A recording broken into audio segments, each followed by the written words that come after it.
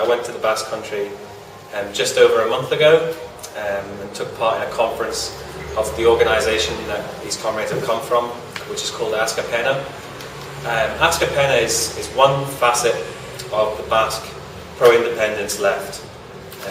It's a mass movement in Basque society which far outstrips the size of the left in Scotland and clearly from what I saw has sunk real roots throughout the whole of society.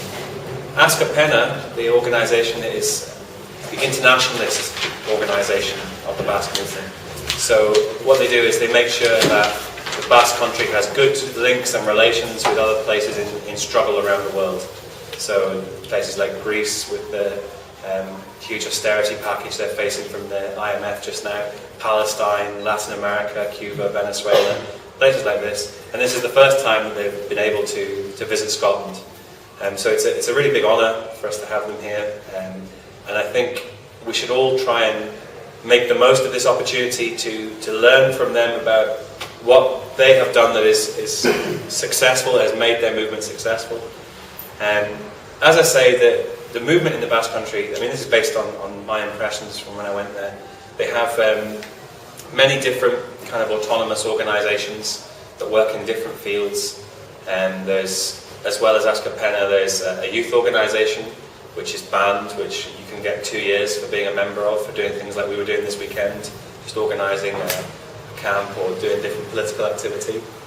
They have feminist women's organisations, environmental organisations. A big campaign, from what I could tell while I was there, was against high-speed train being built through the Pyranees mountains, which would destroy unique ecosystems. They also have a political party which is banned as well. It cannot contest elections, despite the fact that it's supported by at least 20% of the population. And they also have things that, something that really struck me was the attention they pay to social and cultural events. Every town you go to, there's a movement bar, a space where people can go and socialise, but it's run by the movement. I was also greatly impressed with the youth movement, someone that's got a long history of involvement with SSY. Some of the things they achieve over there are absolutely incredible. They have, again, in almost every town you go to, even kind of small villages, they have what they call youth houses, which is local young people. They will take over a derelict building or some kind of space, do it up, and they use it as a space to have concerts and parties, but also as a space to do political organising. Maybe they produce a magazine or do some radio programmes, or they organise different projects. And it's really incredible. I mean, I was in most of the time I was there is in quite a small town, and I went into the youth house there, and there was a group, not that far, pretty much equivalent in size to the group we have here, but one small town, all young people organising and preparing different projects, and it's very impressive, and it also kind of recharges your batteries for coming back here and getting involved in things here. One of the things I hope is that maybe next year we can send a brigade to the Basque country. I found it an absolutely inspirational experience being there, and I think it would be very good if a few of us could go over there and kind of see the successes that they're having. I won't touch too much on the current political situation, because I imagine you guys will be explaining about that, but basically the response of the Spanish state to this movement is all-out repression. They won't negotiate with the Basque movement.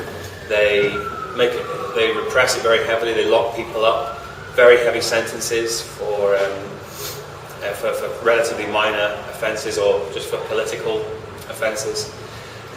Most of the prisoners are kept very far away from the Basque country, on the other side of the country, so maybe it takes families like a day to drive there, and for a 40-minute visit, and a day to drive back. And it's very expensive, it's very difficult.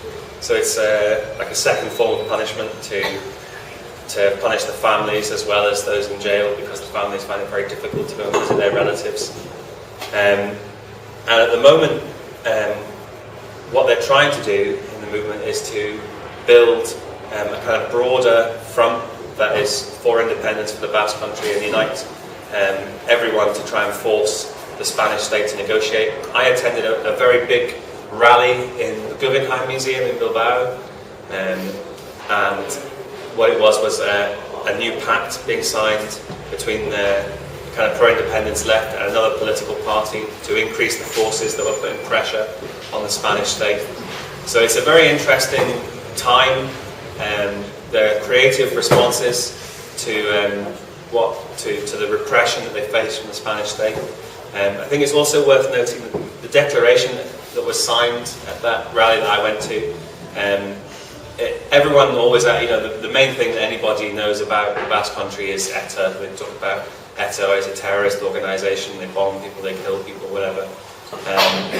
While I was there, the declaration they signed, it specifically said that we are committed to peaceful and democratic means, and from what I can see, what the movement is trying to do now is to move beyond the stage where they are using armed struggle, but it's very difficult for them. Like, there's no kind of process like maybe there was in Ireland, because the Spanish are not interested in negotiating at all. Their solution to the problems of the Basque Country is to crush the movement, is to lock people up, and so it's very interesting to see how they respond to that. I think it'll be interesting to hear from them.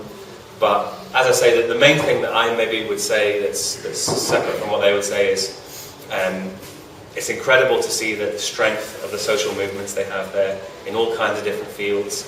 And maybe as opposed to here, where many campaigns or groups are just kind of fronts for different organisations to recruit, or they're not wholly serious. These groups, from what I can see, are very serious about the different issues they consult, and they're genuinely independent, autonomous groups. And there are so many people involved in this mass movement that they can sustain that. They can sustain a huge movement across all kinds of different areas of politics.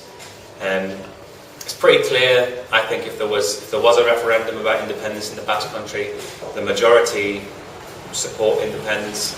So there's a clear case of self-determination being denied to a people, and they really need our support and solidarity.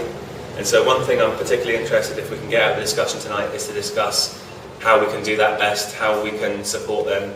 But I also think they can support us by sharing their experiences of what they've done in the Basque Country over the last few decades, and how they've got to the stage they are, because I think there's an awful lot we can learn from what they've achieved.